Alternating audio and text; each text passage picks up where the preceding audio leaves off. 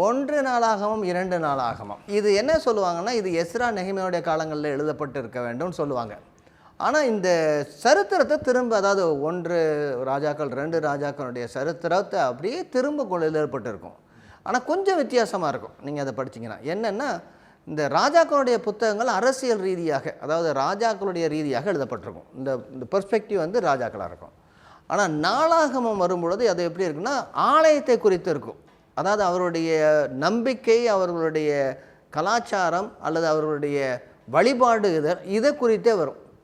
அதாவது ராஜாக்களை எழுதப்பட்டிருந்தாலும் எல்லாமே எங்கன்னா ஸ்பிரிச்சுவல் சைடு அல்லது ரிலீஜியஸ் சைடில் தான் இருக்கும். இது நம்ம என்ன செய்யணும், இதுவும் எழுத்து படைப்புகளில் ஒன்று, இலக்கிய பிரிவில் இருக்கும்.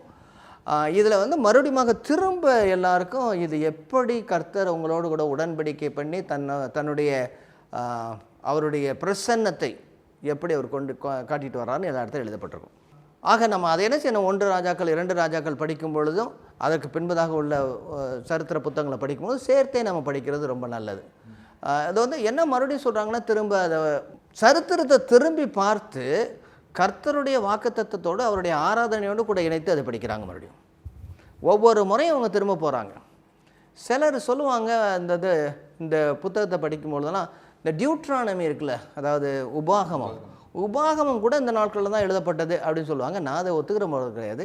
ஏன்னா அநேகதை திரும்ப அவங்க யோசித்து இதெல்லாம் இருக்கும் அப்படின்னு சொல்லி எழுதப்பட்டது மாதிரி சொல்லுவாங்க. தலைமுறைக்கு அவர் வந்து எழுதுறாங்க. ஆமாம், அது வந்து இந்த உபாகமத்தை வந்து மோசே எழுதிய உபாகமம் தான் சொல்லுவோம் நம்ம. ஆனால் சிலர் சொல்லுவாங்க அது வந்து எஸ்ராவில் நெகேமியாவுடைய நாட்களில் எழுதப்பட்டிருக்க வேண்டும், டியூட்ரானமிக் தியாலஜி என்பாங்க. ஆனால் அது சரியான முறைப்படி நம்ம அந்த 5 ஆகமத்தோடு கூட தான் நம்ம சேர்த்து படிக்க வேண்டியது இருக்கிறது. ஆனால் அந்த 1, 2 நாளாகமங்கள் பின்னாடி எழுதப்பட்டிருக்கலாம். ஆனால் திரும்ப நினைச்சுறாங்க அவங்க மறுபடியும் இந்த சரித்திரத்தை வேறொரு கோணத்தில் பார்க்கிறத நம்ம பார்க்குறோம்.